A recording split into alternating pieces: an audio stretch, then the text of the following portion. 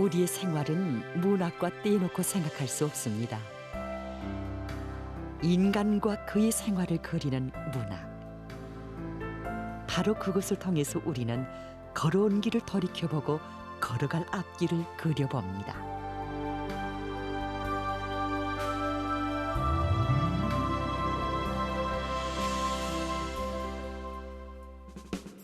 우리 체육인들이 가장 바라는 것은 금메달입니다. 바로 그것을 위해 우리들은 훈련장에서 땀을 흘립니다. 때로 주저앉기도 하고 넘기 어려운 육체적 한계점도 있지만 난 그때마다 마음속으로 내가 지은 시를 읊곤합니다. 훈련주단, 너는 작은 돌 하나 없는 평지여도 넘기 어려운 훈련의 극한점들이 산악처럼 솟아있었다.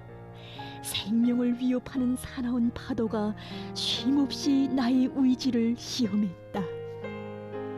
동작 완성의 정점을 한치 앞두고 실패의 쓰라림에 내 모대길 때 한 걸음 내려서면 안온한 생활 기다리는 길도 있었지. 그런 때면 내 어머니 해종일 땀 흘리며 넘긴 고향의 푸른 포전을 그려주던 주단이요, 전기로에서 쏟아지는 샘물을 보며 흐뭇하게 짓는 아버지의 그 웃음, 아침 노을처럼 비껴오던 희망의 주로요. 내가 교회 체조를 시작한 것은 10년 전부터였습니다. 선수로 선발되어 평양에 올라올 때 부모님들은 꼭 훌륭한 체육인이 되라고 공화국기를 휘날리라고 당부했습니다. 그 당부대로 훈련하느라고 했지만 왜서인지 성과는 좋지 못했습니다. 그래서 다른 동무들은 경기장을 달릴 때 나는 객석에 앉아서 박수나 치는 신세였습니다. 그때마다 안타깝고 힘든 그 마음들을 일기와 함께 한 줄, 두 줄 시로 쓰기 시작했습니다. 일기와 함께 시를 쓸수록 마음은 가벼워지고 힘이 나기도 했습니다. 땀과 눈물로 어우러지는 힘겨운 나날 속에 일기장의 작은 책갈피에는 하루 생활을 담은 소정시들이 들어차게 됐습니다.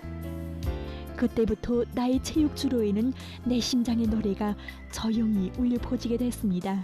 너와 나 이 길 나설 때 굳게 다진 맹세 있었지. 청춘의 큰 자옥을 금메달로 새겨가자고.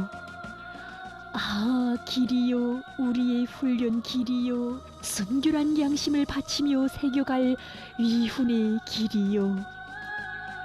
일기장에 새겨진 한 편의 시가 나의 훈련의 정신적인 힘을 보태주었던 뜻깊은 그 순간, 심장의 노래가 빈말이 아닌 실지 훈련에 구현되도록 이끌어준 동지들이 정말 고마웠습니다. 그때부터 나는 더 많은 시를 썼습니다. 훈련이 힘든 속에서 시를 창작한다는 것은 결코 쉬운 일이 아니었습니다. 하지만 조국의 용해를 빛내는 우수한 선수가 돼야 한다고 공호해주던 체육단의 일꾼들, 그리고 힘든 고비를 함께 넘기던 감독들과 동무들, 그 뜨거운 마음들을 나는 꼭 시에 담고 싶었습니다. 나는 노래하고 싶다. 나의 가장 가까운 사람들을, 하나의 식소를 잃은 체육단의 사람들을.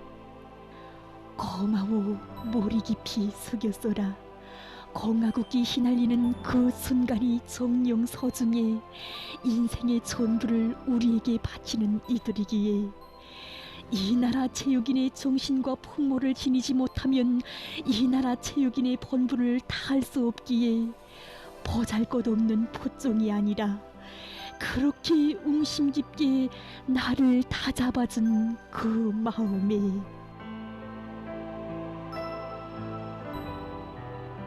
시 창작 과정은 그대로 정신적 비약 과정으로 이어졌고, 그것은 경기장마다에서 높은 성과로 열매 맺게 됐습니다.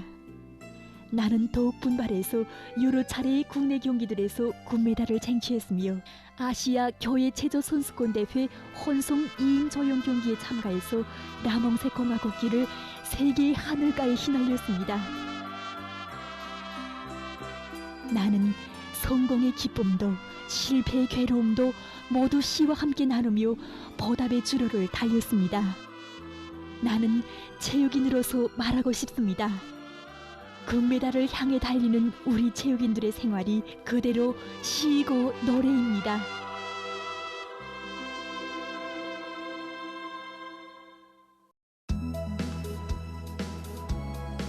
내겐 소원이 하나 있습니다. 내가 키워낸 제자들 속에서 인민이 사랑하는 작가, 언론인들이 나온다면 얼마나 좋을까 하는 것입니다. 그 소원을 안고 나는 오늘도 교단에 섭니다. 우리 학교에서는 문학서조를 새로 조직했는데 서조 운영 과정에 정말 많은 성과를 이룩했습니다.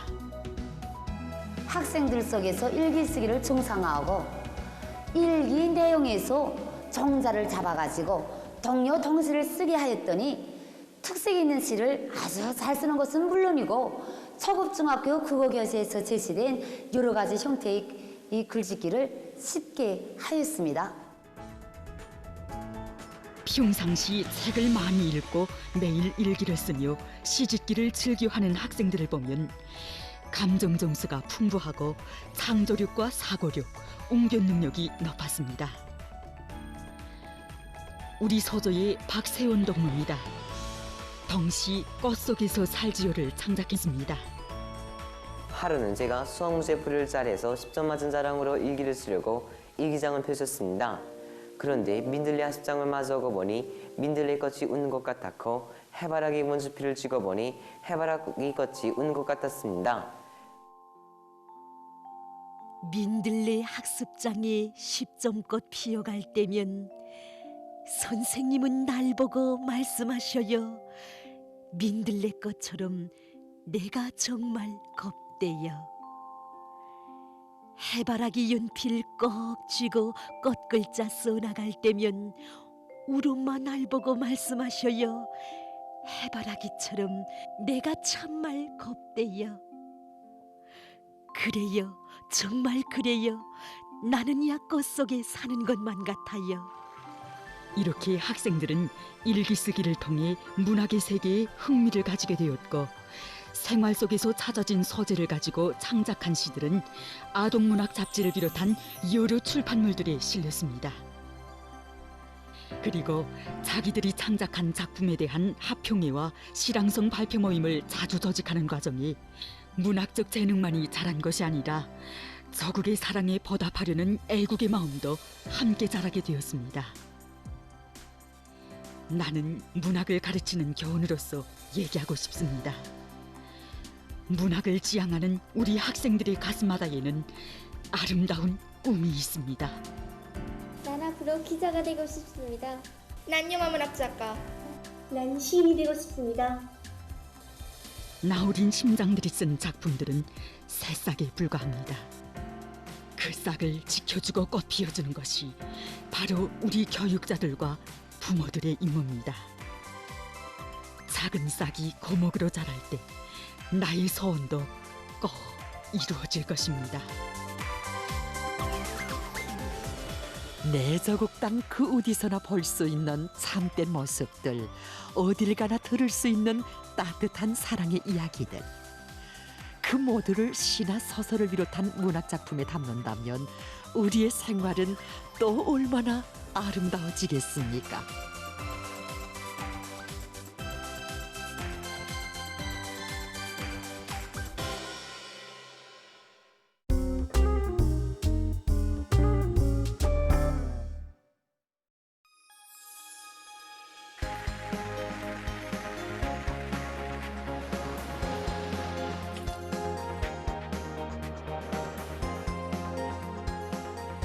오늘날 사회가 발전하면 할수록 물질 쪽부가 더 많이 창조되면 될수록 더욱 부각되는 문제가 있습니다.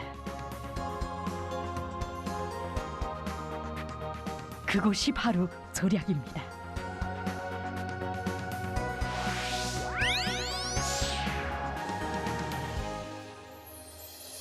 이 절약 사업은 단순히 적은 투자를 해서 최대한의 실리를 얻는 경제 실무적 문제이기 전에 내부 예비를 최대한 발동해서 나라의 살림살이를 알뜰하게 꾸려나가기 위한 숭고한 애국 사업입니다.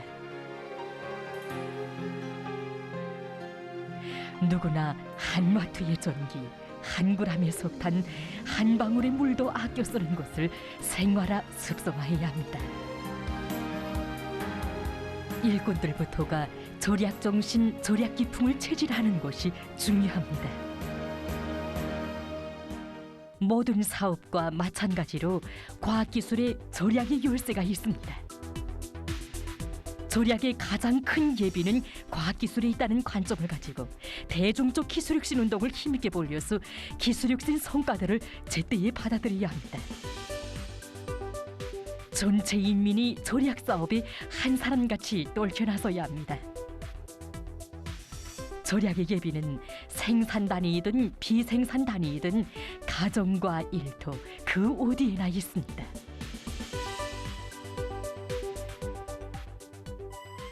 비록 보잘것없는 곳일지라도 절약하고 모으면 나라의 체부가 된다는 관점을 가지고 최대한 절약하고 또 절약합시다.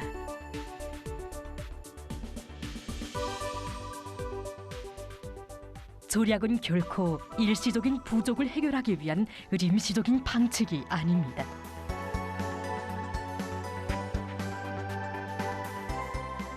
생산이 늘어나면 늘어날수록 더더욱 근기 있게 진행해야 할 사업이 바로 절약 사업입니다. 나에게는 우리 단위에서는 눈앞의 리익에만 현혹되어 사소한 것을 서리한 적이 없는가. 몇 가지 큼직한 기회를 찾아낸 것으로 그치면서 절약할 수 있는 것 다 했다라고 만족을 느낀 적은 없는지 누구나 다시금 돌이켜봅시다.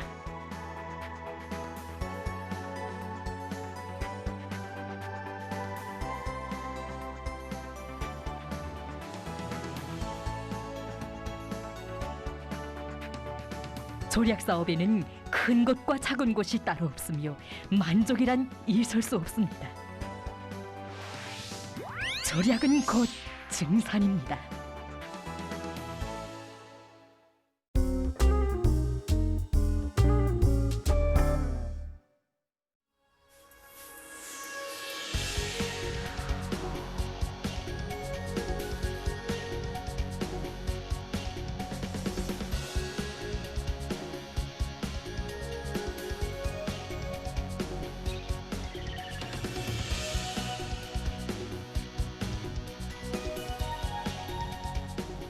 수도건설설계연구소에서는 유효자재 수집과 그 재생利用 사업을 대중적 운동으로 벌려나가고 있습니다. 이 모든 것은 생활 과정에 나오는 유효자재로 만든 것입니다.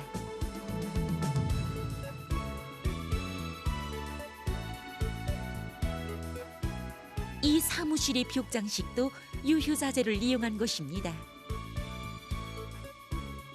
생활에서 많이 이용하는 수지바닥 깔개를 이용해서 장식했습니다. 생활 속에서 나오는 유효자재를 가지고도 건축물들에 적용한다면 얼마든지 원가를 절약하고 건축미학적 효과도 높일 수 있다는 착상을 가지게 되었습니다.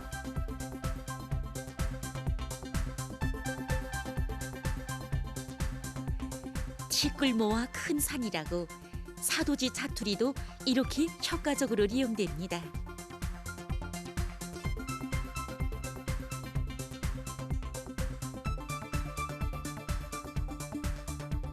이 벽봉도 우리가 자체로 만든 것입니다. 이곳은 살결물통 마개, 또 이곳은 크림통 마개입니다. 여 전동갓은 샴푸통입니다. 정말이지 우리 여성들 속에서 흔히 이용되는 그런 것들입니다. 이전에는 유효자재로 수미할 것들은 다 수미하고 그렇지 못한 것들은 버리곤 했는데 이번에 이렇게 만들고 보니까 정말 버릴 것이 하나도 없습니다.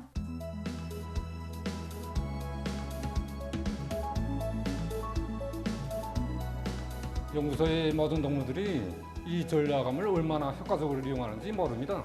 그리고 유리나 지암, 유리병과 같은 것들은 좀 모아두는 쪽쪽해지고 갑니다. 절약 사업에 대한 새로운 관점을 가지게 되었으며 그리고 또 우리들의 설계 사업에서도 적지 않은 도움을 받게 됐습니다. 우리가 실제 생활에 이용해 보니까 무엇이나 절약하게 됩니다. 정말 우리에게 버릴 게 하나도 없었습니다.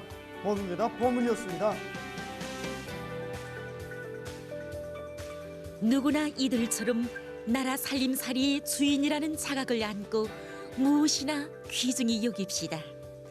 그러면 우리의 손으로 우리의 생활을 더욱 윤택하게 꾸려나갈 수 있습니다.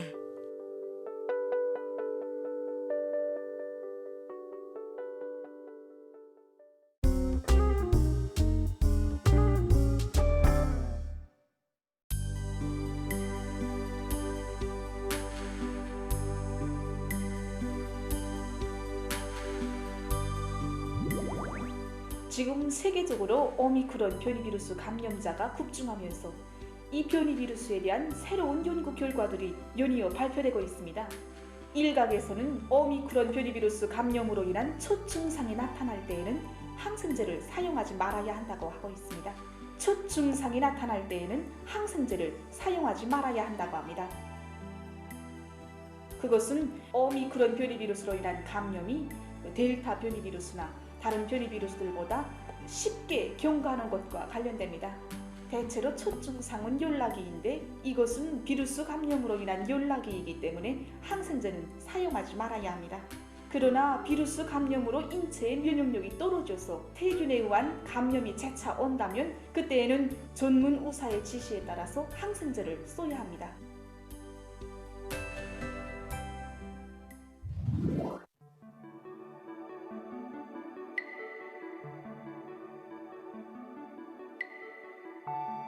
비루스에 감염되면 이러한 증상들이 나타나는데 이것은 변이비루스 감염이 일반 급성호흡기 비루스 감염증의 형태로 경과한다는 것을 말해주고 있습니다.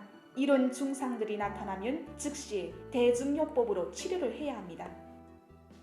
열이 날 때에는 해열제를, 아픔이 있을 때에는 진통제를, 설사를 할 때에는 설사모지약을 쓰면서 나타나는 증상들에 즉시 대처해야 합니다. 그 어떤 원인으로 해서 진료소 의사의 방조를 청하지 못했다고 해도 첫 증상이 나타난 순간부터 치료는 시작해야 합니다. 오미크론 변이비루스는 전파 속도는 빠르지만 경락이 앓으면서 경증으로 넘어가고 중증으로는 넘어가지 않는다고 합니다.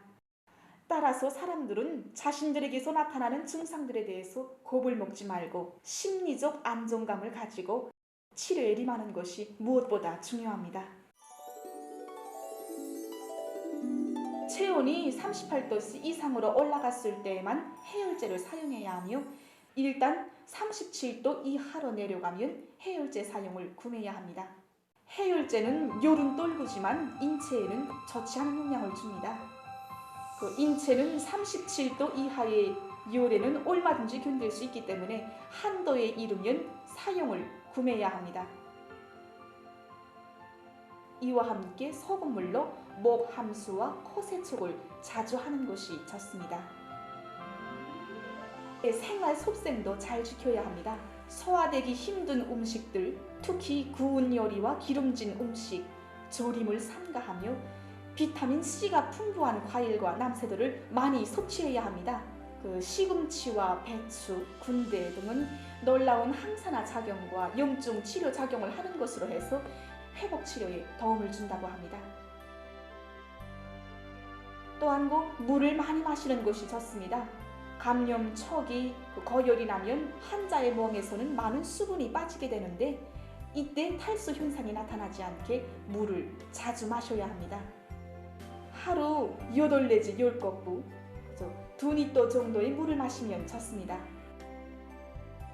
이 밖에도 환자가 있는 방을 통풍시키고 자주 청소를 해야 하며 감염자와 같이 있는 사람들은 손을 자주 깨끗이 씻고 예방위생 조치들을 항시적으로 준수해야 합니다.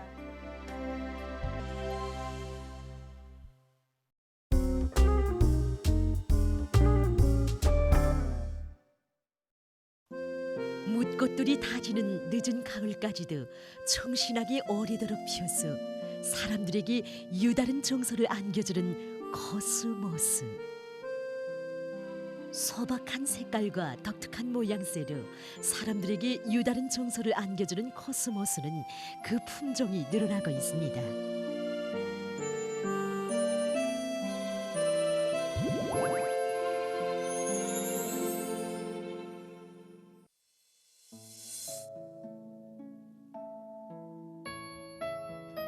코스모스는 국학과 코스모스 속에 속하는 한 해살이 화초입니다. 코스모스는 햇빛을 좋아하는 짧은 낫식물입니다. 물이 잘 빠지는 매흙이나 모래흙에서 잘 자랍니다. 키가 2m 정도로 높이 자라는 이 코스모스는 우리나라의 논리 포주 자연적으로 자라고 있는 재래종 코스모스입니다. 꽃 색깔이 연하고 꽃의 직경은 6 내지 8cm로서 작은 편입니다. 8월부터 10월까지 꽃이 핍니다. 자라는 높이는 2m 정도로서 높이 자라기 때문에 바람이 불면 넘어지기 쉽습니다.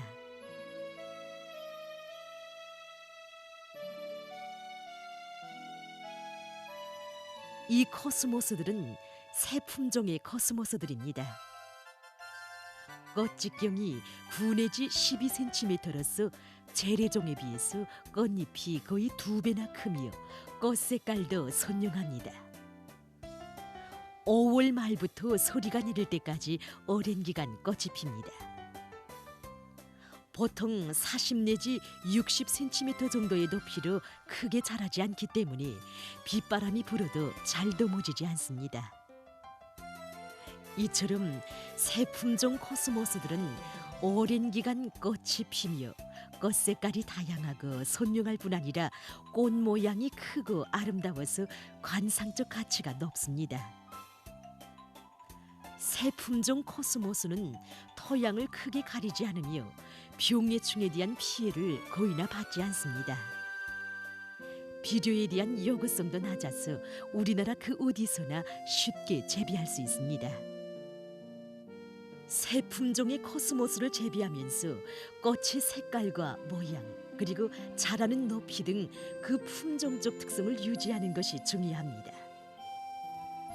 위대한 장군님께서는 코스모스를 색깔별로 여러 가지 형식으로 보기 좋게 심어서 고려아 마을들의 널리 포착해야 한다고 결실을 주셨습니다. 우리나라에서는 키가 낮고 꽃이 크며 꽃이 일찍 피는 코스모스 소나타 혼합색 품종을 재배하고 있습니다. 소나타 코스모스 혼합색 품종에 있어서 색깔에 따라서 찐분홍색, 이중색, 연분홍색, 흰색 등 여러 가지 품종들이 있는데 이것을 한 곳에 같이 심으면 그 품종적 특성을 유지할 수가 없습니다. 우선 색깔이 연해지거나 꽃의 크기가 작아지는 등 새 품종의 특성이 퇴화되는 현상이 나타나게 됩니다. 그래서 새 품종의 코스모스를 널리 퍼치려면 채선 포전을 만들어 놓고 색깔별로 재배하여 고리와 마을들에 널리 심어야 합니다. 우리나라 기후 풍토에도 잘 맞고 관상적 가치가 큰 새 품종의 코스모스들. 이것을 더 많이 심고 가꾼다면 우리의 고리와 마을은 더욱더 아름다워질 것입니다.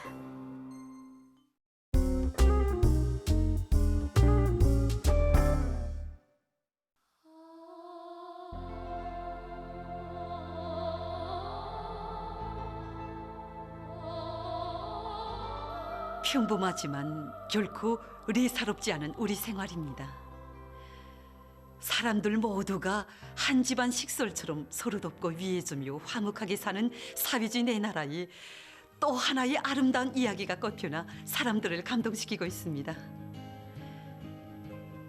이 사진 속의 어린이가 바로 이제 우리가 이야기하려는 주인공입니다.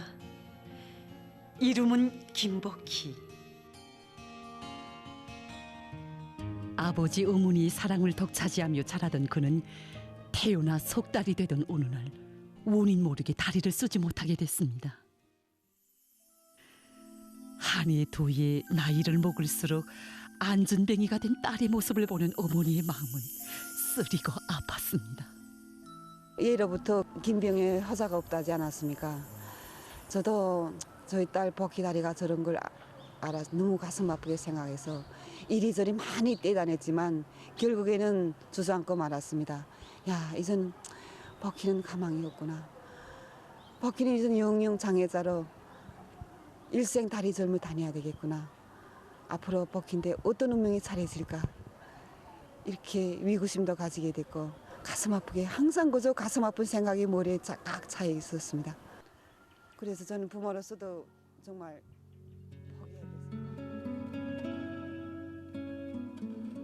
어느덧 세월이 흘러 복희의 나이가 15살이 됐습니다.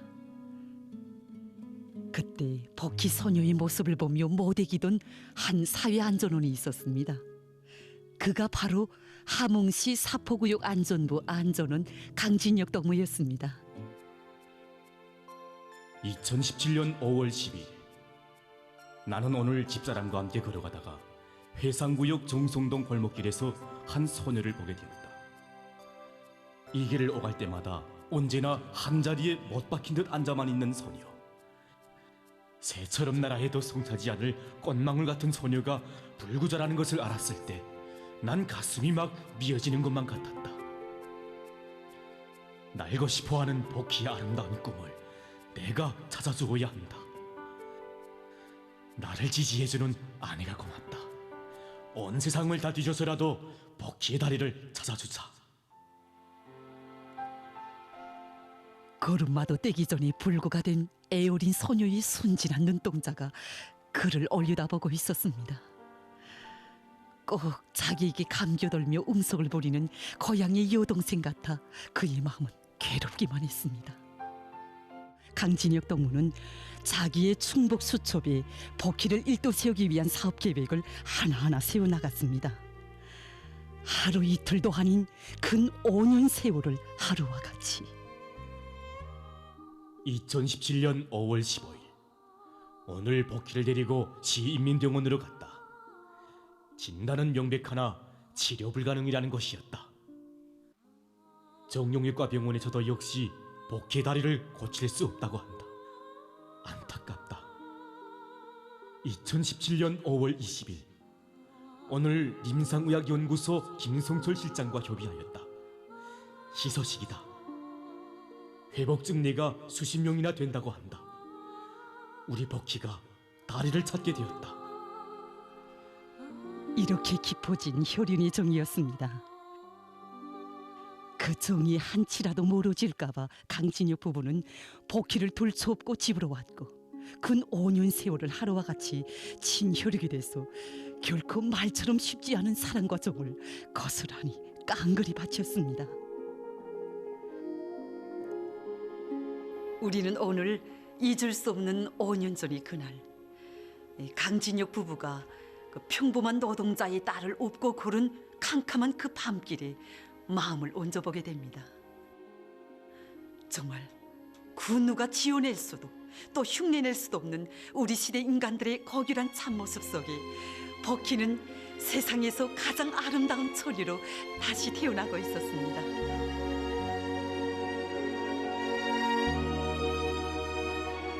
여기가 의학연구원 함흥림상의학연구소 건물입니다.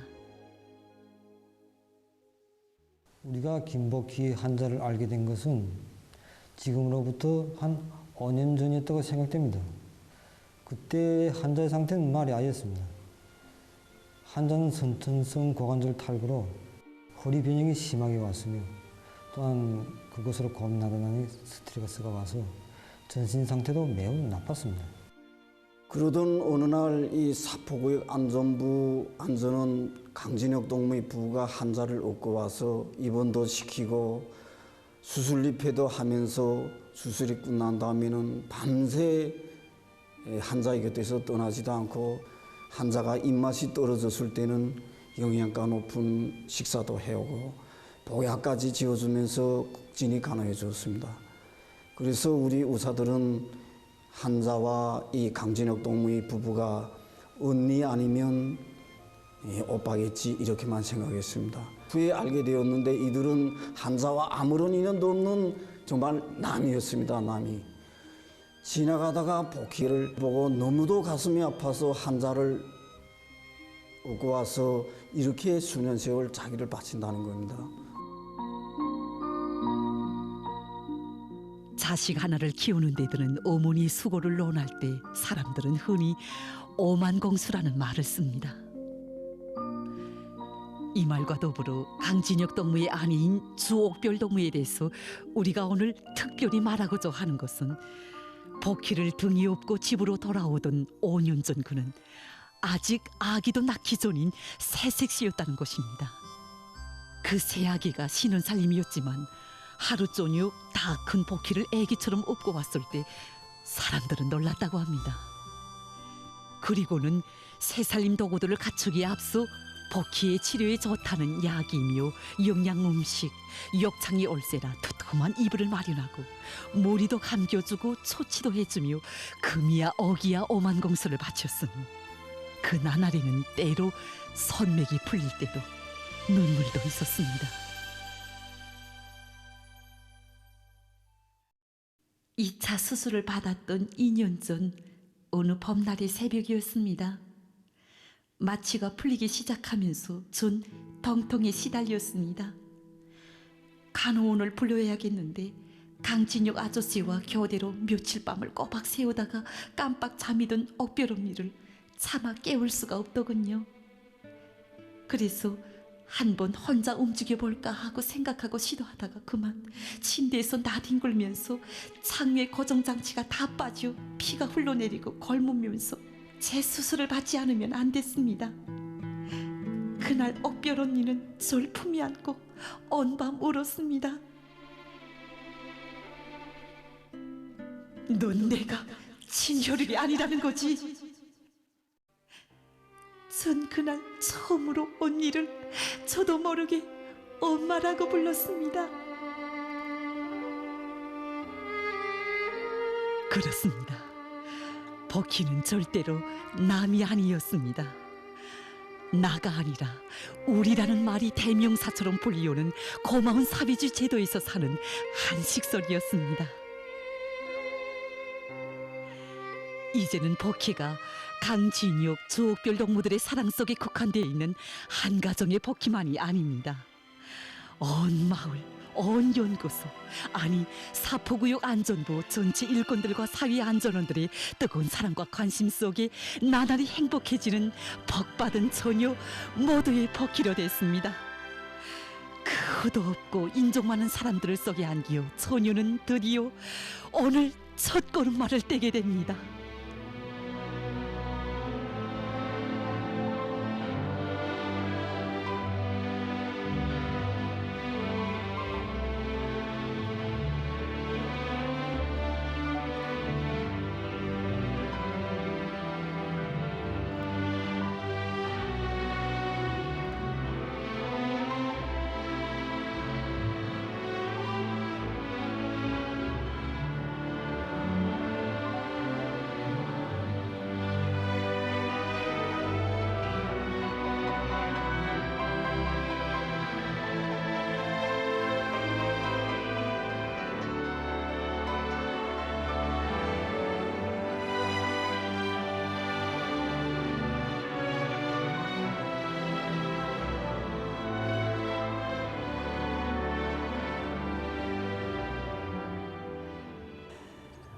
지금 생각해 보면 복희는 내 딸만이 아닙니다.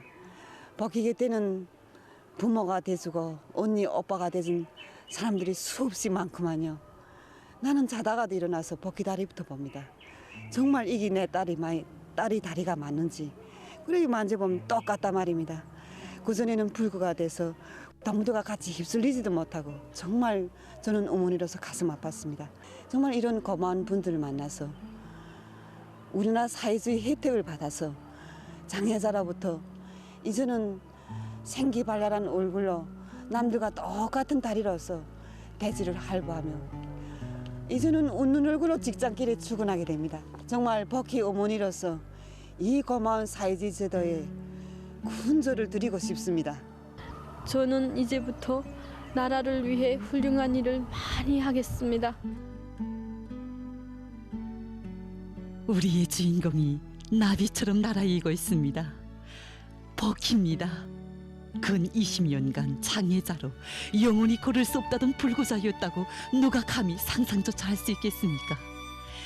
지금 복희에게는 아름다운 꿈이 많습니다. 무용수 아니면 이름난 과학자의 저수, 아니 지금껏 부럽고 또 부럽던 봉창을 다 합쳐서 삼지연 소녀 덜격대원이 돼서 고마운 조국에 보답하겠다고 처녀는 이야기했습니다.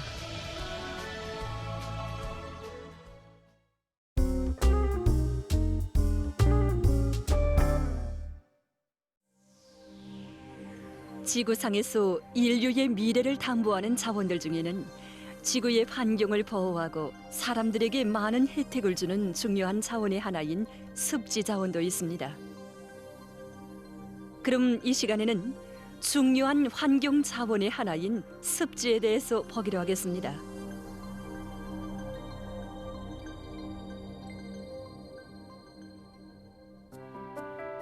환경 자원은 사람들에게 재물을 주고 생태 균형을 유지할 수 있게 하며 생산 원료와 생활 재료를 줍니다.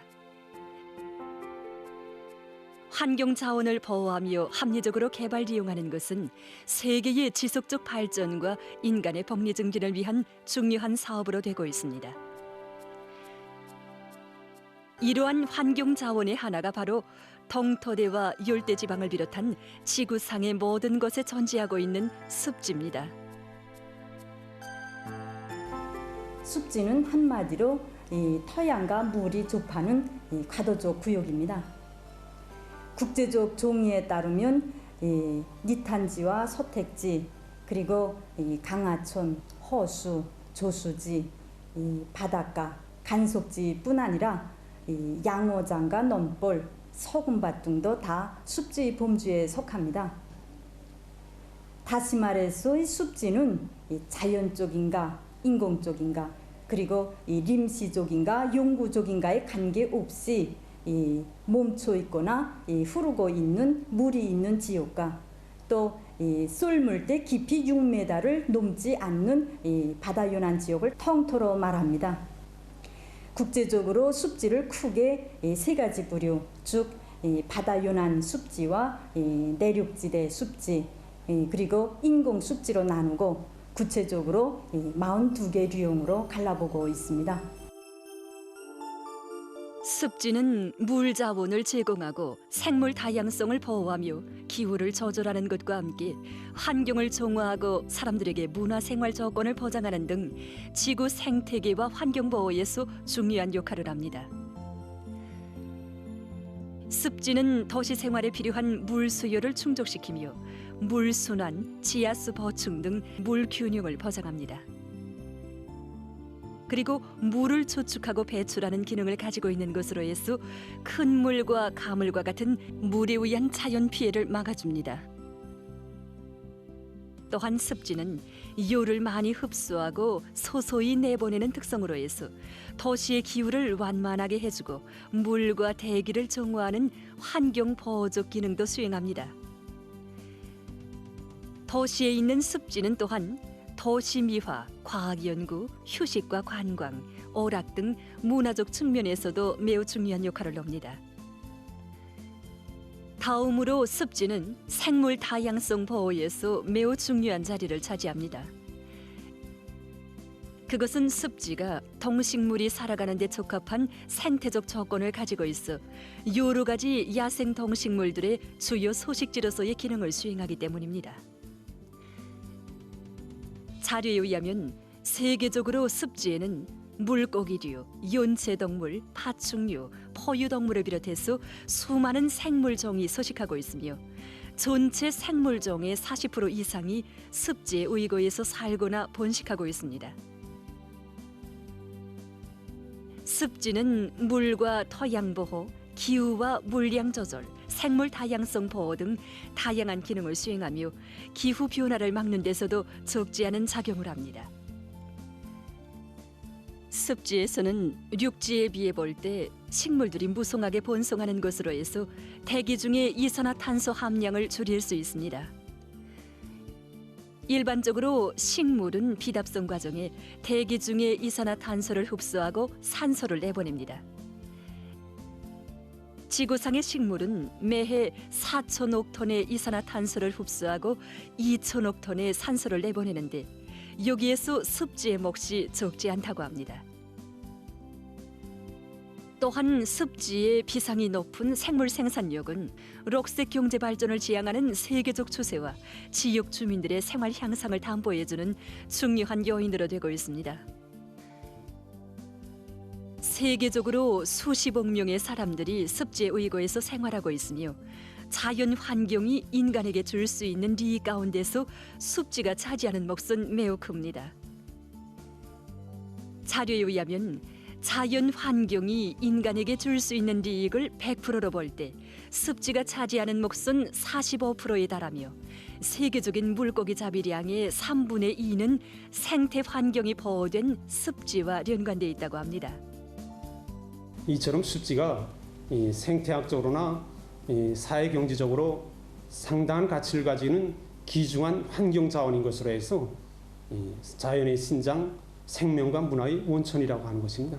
그러나 최근 눈앞의 경제적 이익만을 추구하면서 습지 자원을 대량 채취하고 습지를 마구 개간하는 등 습지 파괴 활동이 계속 진행되는 것으로 해서 습지가 파괴되어 줄어들고 있습니다. 알려진 바와 같이 근 반세기 동안 세계 습지 면적은 35%나 감소됐다고 합니다. 습지의 이러한 감소는 거기에서 서식하던 생물종들에게 있어서 큰 위협으로 되고 있으며 지구의 생물 다양성 보호에 적지 않은 영향을 미치고 있습니다. 현재 습지에서 서식하고 있는 많은 종의 물새, 포유동물, 물고기, 량서류 등이 습지의 파괴로 위협을 받고 있으며 4분의 1이 절멸 위기에 처했다고 합니다. 습지의 파괴로 인한 생물종의 감소, 즉 생물 다양성의 감소는 단지 몇 종의 생물들의 멸종에 관한 문제가 아니라 지구 생태계의 균형 파괴와 나아가서 인류의 생존에 커다란 위협을 주는 문제로 나서고 있습니다. 현재 날로 높아지는 물에 대한 수요와 물의 과도적 이용으로 인해 인류의 복리 증진과 환경보호 사업에서는 커다란 위험이 조성되고 있습니다. 물에 대한 수요를 충족시키지 못해 습지가 퇴화되고 이러한 현상은 음료수를 오염시키고 사람들의 건강을 파괴하며 식량 생산과 경제적 발전뿐 아니라 정치적 안정을 이룩하기 위한 사업에도 적지 않은 부정적 영향을 미칩니다. 지금 날로 심각해지고 있는 지구온난화의 영향으로 적지 않은 습지가 건조지나 사막으로 변하고 있습니다. 자료에 의하면 해마다 토지 황폐화와 가물로 약 1200만 헥타르의 농경지가 없어지고 있으며 그로 인해서 세계적인 식량 위기가 더욱 악화되고 있다고 합니다. 식량 위기로 해서 많은 습지들이 농업용 토지로 전환되고 있는 반면에 비료와 살충제를 대량적으로 사용하고 공업 폐수를 마구 흘러보내는 것으로 해서 많은 습지들이 심히 오염되고 있습니다. 이러한 습지 생태계의 파괴와 급속한 습지 자원의 감소가 인류와 지구 생태 환경에 부정적 영향을 미치는 것으로 해서 그에 대한 우려는 날로 증대되고 있습니다. 이로부터 1971년 2월 2일 이란의 요난 도시 람사르에서 습지 보호에 관한 국제 협약이 채택되었으며 1997년부터 국제 협약이 채택된 이날을 세계 습지 날로 정하고 전 세계적으로 습지 생태 환경을 보호하고 습지 자원을 합리적으로 이용하기 위한 활동들을 적극적으로 벌이고 있습니다. 자료에 의하면 습지를 개간해서 얻는 경제적 이득보다 습지 자원을 보호하고 효과적으로 이용해서 얻는 이득은 무려 160배나 된다고 합니다. 현재 아프리카에서는 망그로브 숲을 원상 회복하기 위한 사업이 활발히 진행되고 있습니다. 망그로브는 열대 혹은 아열대 지역에 연해안, 강어구 등에서 특이한 상태의 산림을 구성하고 있는 각종 나무를 통틀어 이르는 말입니다.